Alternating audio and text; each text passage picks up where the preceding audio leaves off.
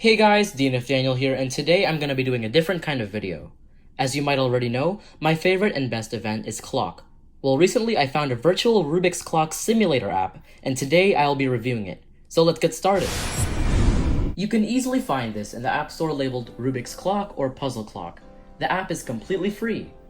This simulator is best played on a small device like a phone, but that's completely up to you. Looking into the app itself, the clock is perfectly displayed on the center of your screen, awaiting your first solve. To scramble the clock, you must press the shuffle button on the top left corner of the screen. And if you don't want to solve it just yet, press the solve button on the top right corner for a quick auto solve.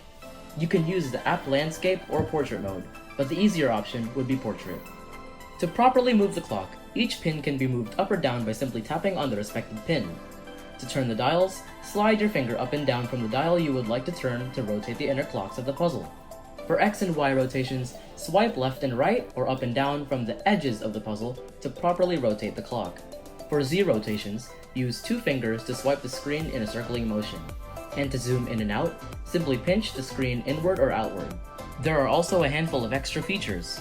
If you want a more visually pleasant experience, press the camera button. It allows the puzzle to integrate with the camera for more of a realistic effect. Press the sound effects button for clock sounds, and the gyro button allows the clock to be rotated using the motion of your device. For the competitive aspect of the app, press the scramble button once again. As the clock is done scrambling, a timer will automatically start on the top left so you can begin solving.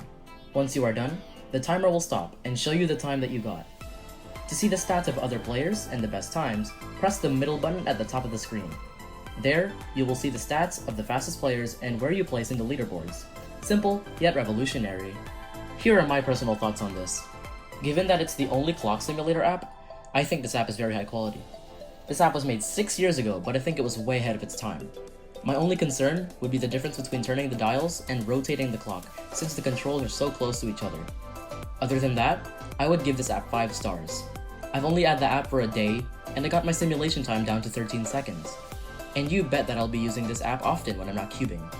In my opinion, I think this app is great for learning how to actually solve the puzzle without actually buying it, to play around with the controls so you can get the feel of how to solve it. Well, that was the short app review. If you hadn't already, download the app and give it a try. I think it's really fun. Thanks for watching, and this is DNF Daniel, signing off.